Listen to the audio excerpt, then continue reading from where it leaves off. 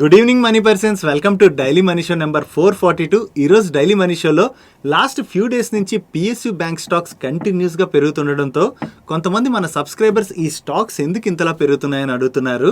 దాని గురించి డీటెయిల్గా డిస్కస్ చేసుకుందాం. దాంతోపాటు మార్కెట్లో ఉన్న ఇంపార్టెంట్ అప్డేట్స్ అన్నిటిని క్విక్ గా డిస్కస్ చేసేద్దాం. ముందుగా మార్కెట్ అప్డేట్ చూసినట్లయితే ఈ రోజు సెషన్ లో సెన్సెక్స్ 91 పాయింట్స్ పెరిగి 61,510 పాయింట్స్ కి క్లోజ్ అయినట్లయితే నిఫ్టీ 23 పాయింట్స్ పెరిగి 18,267 పాయింట్స్ కి క్లోజ్ అయింది. అండ్ ఈ రోజు సెషన్ లో మిడ్ క్యాప్ ఇండెక్స్ 0.19% పెరిగినట్లయితే స్మాల్ క్యాప్ ఇండెక్స్ 0.62% పెరిగింది. అండ్ బ్యాంక్ నిఫ్టీ 0.64% పెరిగింది. ఈ రోజు మార్నింగ్ నుంచి పాజిటివ్ గానే మూవ్ అయిన మన ఇండియన్ మార్కెట్ లోని 3 o'clock తర్వాత ఒక్కసారి సివియర్ సెల్ ఆఫ్ కనపడింది.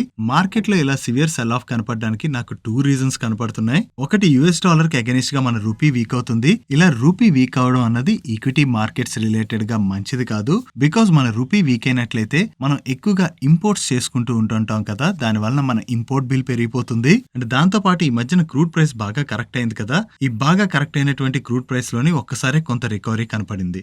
క్రూడ్ ప్రైస్ పెరిగినా కూడా అది మన కంట్రీ రిలేటెడ్ గా పాజిటివ్ కాదు, ఎందుకంటే మనం క్రూడ్ ని ఎక్కువగా ఇంపోర్ట్ చేసుకుంటుంటాం కాబట్టి. ఈ 2 రీజన్స్ తప్ప 3 o'clock తర్వాత మార్కెట్ లో ఈ సెల్ ఆఫ్ కనపడడానికి ఇప్పటి వరకు వేరే అదర్ రీజన్స్ అంటూ ఏమీ కనపడలేదు. నెక్స్ట్, గవర్నమెంట్ ఆఫ్ ఇండియా మన కంట్రీలోని ప్రొడక్షన్ ని పెంచడానికి వేరియస్ సెక్టర్స్ రిలేటెడ్ గా PLI స్కీమ్స్ ని అనౌన్స్ చేస్తూ వస్తుంది. And government chemical sector related గా కూడా PLI స్కీమ్ అనౌన్స్ చేయొచ్చని చాలా రోజుల నుంచి మార్కెట్ లోని ఒక న్యూస్ సర్క్యులేట్ అవుతుంది. నౌ దీని రిలేటెడ్ గా మింట్ లోని ఒక అప్డేట్ వచ్చింది. వీళ్ళ సోర్సెస్ ద్వారా తెలిసినటువంటి ఇన్ఫర్మేషన్ ప్రకారం government chemicals and petrochemical industries related గా 10,000 crores PLI స్కీమ్ రిలేటెడ్ గా వర్క్ చేస్తున్నదని, అండ్ మన నెక్స్ట్ యూనియన్ బడ్జెట్ లోని ఈ స్కీమ్ ని అనౌన్స్ చేయొచ్చని, అండ్ ఈ స్కీమ్ లో సెలెక్ట్ అయినటువంటి కంపెనీస్ వాళ్ళ ఇంక్రిమెంటల్ సేల్స్ పైన 10 to 20% వరకు ఇన్సెంటివ్ పొందేటువంటి అవకాశం ఉన్నట్టుగా వీళ్ళు అప్డేట్ చేస్తున్నారు. అండ్ డిపార్ట్మెంట్ ఆఫ్ కెమికల్స్ వాళ్ళు కీ ఇండస్ట్రీస్ లో యూజ్ చేసేటువంటి 50 స్పెషాలిటీ కెమికల్స్ ని ఐడెంటిఫై చేశారని, అండ్ వీటిని ఈ స్కీమ్ లో ఇంక్లూడ్ చేయాలని చెప్పి వీళ్ళు సజెస్ట్ చేసినట్లుగా,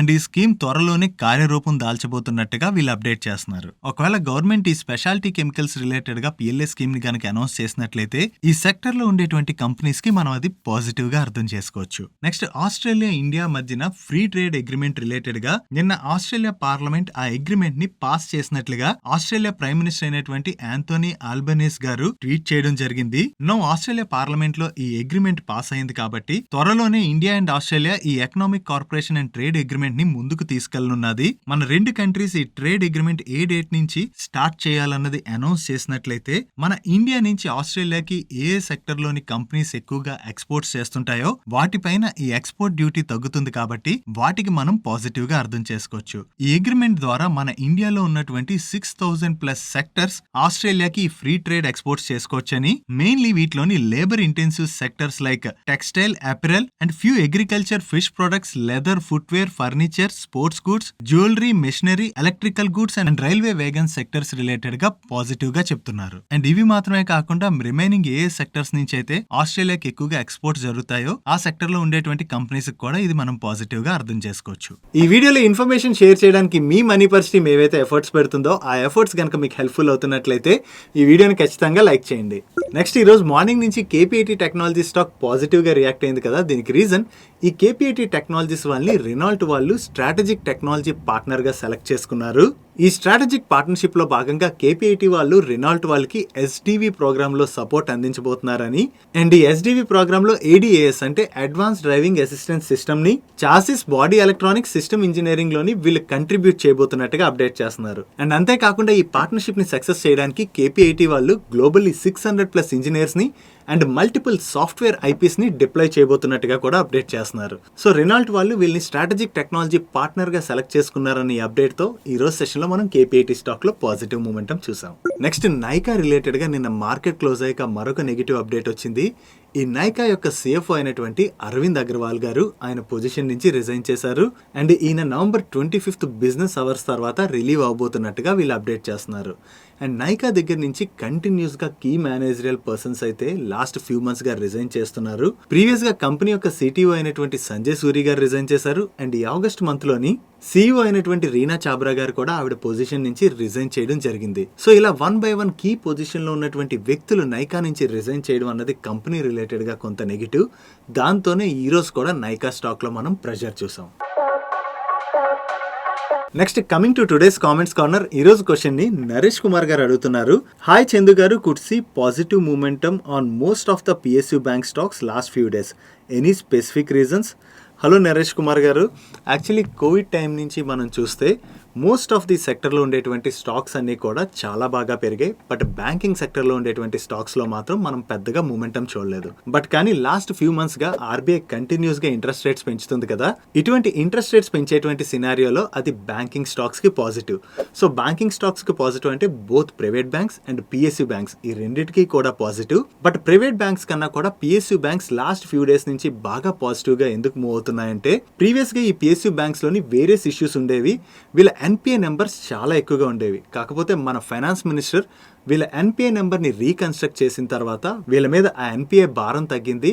అండ్ ఇప్పుడున్న సినారియోలోని ఈ క్వార్టర్లో నెంబర్స్ కూడా మీరు అబ్జర్వ్ చేసినట్లయితే most of the PSU bank నెంబర్స్లోని చాలా మంచి ఇంప్రూవ్మెంట్ కనపడుతుంది. వీళ్ళ క్రెడిట్ గ్రోత్ ఇంప్రూవ్ అవుతుంది. అండ్ అలాగే లాస్ట్ ఫ్యూ ఇయర్స్గా వీళ్ళు ఫేస్ చేస్తున్నటువంటి NPA ఇష్యూ కూడా తగ్గుతూ వస్తుంది. సో ఇది PSU బ్యాంక్స్ రిలేటెడ్గా పాజిటివ్. అండ్ ప్రీవియస్గా వీళ్ళ మీద ఉన్నటువంటి ఇష్యూస్ వలన ఈ స్టాక్స్లో పెద్దగా మూమెంటం కనపడలేదు. నో ఇప్పుడు ఈ PSU బ్యాంక్ స్టాక్స్ అన్ని కూడా కొంచెం అట్రాక్టివ్ వాల్యుయేషన్స్లో ట్రేడ్ అవుతుండడం వలన వీళ్ళ నెంబర్స్లో ఇంప్రూవ్మెంట్ కనపడేసరికి ప్రైవేట్ బ్యాంక్స్ అన్నిటికన్నా కూడా PSU బ్యాంక్ స్టాక్స్ లోని మనం మంచి పాజిటివ్ మూమెంటం చూస్తున్నాం. అండ్ ఈ PSU బ్యాంక్స్ రిలేటెడ్ గా మన ఛానల్లో ఆల్రెడీ 1 year బిఫోర్ ఒక వీడియో రిలీజ్ చేసాం. ఒకవేళ మీరు ఎవరైనా ఆ వీడియో చూడలేనట్లయితే ఆ వీడియో చూడండి. వీటి వాల్యుయేషన్స్ రిలేటెడ్ గా ఇంకొంచెం క్లారిటీ మీకు వస్తుంది. ఈ వీడియో ఏదైతే ఉందో అది ఈ రోజు డైలీ మనిషి యొక్క ఎండ్ కార్డ్ లో ఉంచుతాను, మిస్ అవ్వకుండా చూడండి. I hope this clarified your query. And మీలో కూడా ఎవరికైనా ఏమైనా క్వశ్చన్స్ ఉన్నట్లయితే కింద కామెంట్ సెక్షన్ లో కామెంట్ చేయండి. మనం నెక్స్ట్ డైలీ మనిషిలో పిక్ చేసి ఆన్సర్ చేయడానికి ట్రై చేస్తాను. నెక్స్ట్ నిన్న కేన్స్ టెక్నాలజీ IPO లిస్ట్ అయింది కదా, ఈ స్టాక్ లో నిన్న బల్క్ డీల్స్ లోని కొంతమంది మార్క్యూ ఇన్వెస్టర్స్ పార్టిసిపేట్ చేయడం జరిగింది. దీనిలో గోల్డ్మెన్ సాక్స్ ఇండియా ఈక్విటీ పోర్ట్ఫోలియో వాళ్ళు 4.66 lakh షేర్స్ ని ఈచ్ షేర్ 705 రూపీస్ 28 పైసా చొప్పున బై చేశారు. అండ్ వీళ్ళే కాకుండా Norges bank, Nomura India stock market fund వాళ్ళు and value quest investment advisors వాళ్ళు కూడా బ్లాక్ డీల్స్ లోని ఈ స్టాక్స్ ని కొనడం జరిగింది. నెక్స్ట్ రీసెంట్ గా supreme court 8 lakh below income ఎవరికైతే ఉంటుందో వాళ్ళని ఎకనామికల్లీ వీకర్ సెక్షన్ పీపుల్ కింద అనౌన్స్ చేస్తూ ఒక తీర్పుని ఇవ్వడం జరిగింది.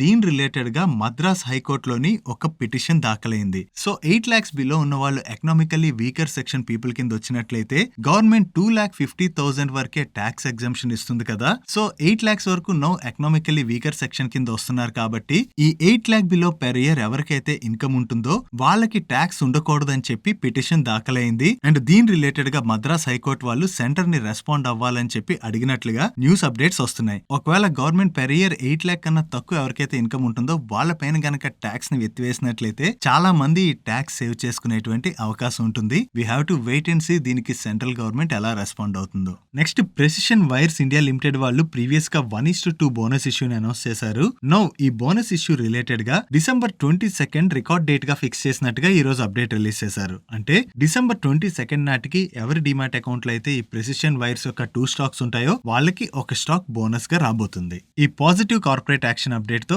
ఈ రోజు సెషన్ లో ప్రెసిషన్ వైర్ స్టాక్ పాజిటివ్ గా రియాక్ట్ అయింది. నెక్స్ట్ టెక్నో ప్లాస్ట్ వాళ్ళు వాళ్ళ ఓవర్సీస్ బిజినెస్ రీస్ట్రక్చర్ చేద్దామని ఏదైతే అనుకున్నారో దాని రిలేటెడ్ గా ప్రాసెస్ ప్రోగ్రెసింగ్ గా ఉన్నదని అండ్ ప్రాస్పెక్టివ్ ఇన్వెస్టర్ తోని వీళ్ళ మేనేజ్మెంట్ అండ్ అలాగే అడ్వైజర్ అయినటువంటి JP మోర్గన్ వాళ్ళు నెగోషియేషన్ లో ఉన్నట్లుగా త్వరలోనే ఈ సేల్ ప్రొసీడ్ కంప్లీట్ అయ్యి ట్రాన్సాక్షన్ క్లోజ్ అవుతుందని మేనేజ్మెంట్ కాన్ఫిడెంట్ గా ఉన్నట్టుగా వీళ్ళు చెప్తున్నారు. అండ్ ఈ సేల్ ద్వారా వచ్చినటువంటి అమౌంట్ ఏదైతే ఉంటుందో దాన్ని వీళ్ళ డెట్ రీపేమెంట్ గురించి అండ్ అలాగే కాంపోజిట్ సిలిండర్స్ యొక్క క్యాపెక్స్ రిలేటెడ్ గా యూజ్ చేయబోతున్నట్టుగా అప్డేట్ చేస్తున్నారు.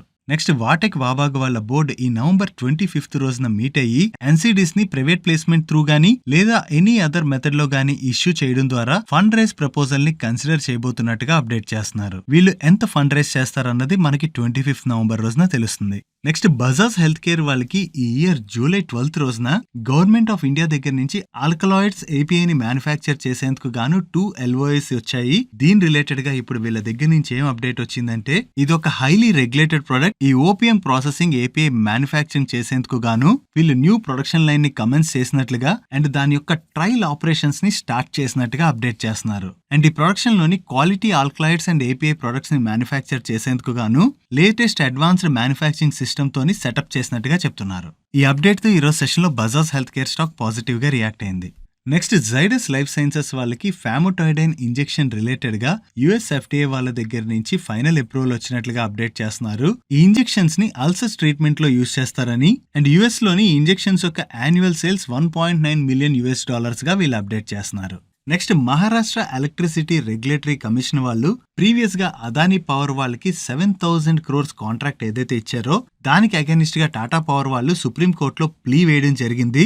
సుప్రీం కోర్టు వాళ్ళు ఈ రోజు MERC వాళ్ళు అదానీ పవర్ కి ఏదైతే 7,000 crores కాంట్రాక్ట్ ఇచ్చారో దాని మీద టాటా పవర్ వాళ్ళు వేసినటువంటి ఈ ప్లీని డిస్మిస్ చేయడం జరిగింది. Next Mahindra and Mahindra financial services యొక్క vehicle leasing and subscription business అయినటువంటి క్విక్ లీజ్ వాళ్ళు 5 లాస్ట్ మైల్ మొబిలిటీ ప్లేయర్స్ అంటే లాజిస్టిక్ అండ్ డెలివరీ సర్వీసెస్ ను ఆఫర్ చేస్తుంటాయి కదా, అటువంటి 5 కంపెనీస్ తోని MOUs సైన్ చేసినట్లుగా ఈ MOUs లో భాగంగా ఈ 5 కంపెనీస్ కి వీళ్ళు 1000 ఎలక్ట్రిక్ 3-wheelers ని డెలివర్ చేయబోతున్నట్టుగా చెప్తున్నారు.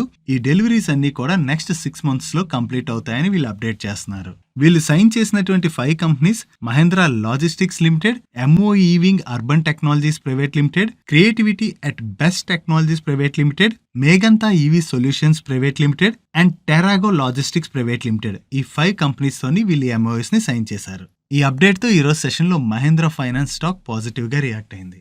నెక్స్ట్ స్పెషాలిటీ కెమికల్స్ కంపెనీ అయినటువంటి DCW వాళ్ళు 10 KT కెపాసిటీని యాడ్ చేయడం ద్వారా వీళ్ళ CPVC కెపాసిటీని డబుల్ చేయడానికి ప్లాన్ చేస్తున్నట్లుగా అండ్ అలాగే వీళ్ళ SIOP ప్లాంట్ యొక్క కెపాసిటీని 100% యూటిలైజ్ చేసేలా కూడా ప్లాన్స్ చేస్తున్నట్టుగా అప్డేట్ చేస్తున్నారు. అండ్ వీళ్ళ ఎస్టిమేషన్స్ ప్రకారం ఈ CPVC project financial year 24 second half కి కమిషన్ అవుతుందని అండ్ SIOP ప్లాంట్ యొక్క debottlenecking process financial year 24 Q1 కి కంప్లీట్ అవుతుందని చెప్తున్నారు. అండ్ ఈ 2 ప్రాజెక్టుల మీద కూడా కంపెనీ 125 crores స్పెండ్ చేయబోతున్నట్టుగా అప్డేట్ చేస్తుంది. ఈ అప్డేట్ తో ఈరోజు సెషన్ లో DCW స్టాక్ పాజిటివ్ గా రియాక్ట్ అయింది. That's it for today's daily మనిషి. ఈరోజు డైలీ మనిషిలో నేను షేర్ చేసిన ఇన్ఫర్మేషన్ మీకు నచ్చినట్లయితే ఈ వీడియోని ఖచ్చితంగా లైక్ చేయండి. అండ్ ఈ video me friends and family members helpful అవుతుందంటే ఈ వీడియోని వాళ్ళకి షేర్ చేయండి. అండ్ మీరు ఇదే ఫస్ట్ టైం మన మనీ పర్ ఛానల్కి వచ్చి ఛానల్ ఇంకా సబ్స్క్రైబ్ చేయలేనట్లయితే ఇక్కడున్న ఛానల్ లోగో మీద క్లిక్ చేసి ఛానల్ సబ్స్క్రైబ్ చేస్తూ పక్కన ఉన్న బెల్ ఐకాన్లో ఆల్ నోటిఫికేషన్స్ యాక్టివేట్ చేసుకోండి. నేను చంద్రశేఖర్ పత్రి మరొక ఇంట్రెస్టింగ్ వీడియోతో కలుద్దాం. Good night.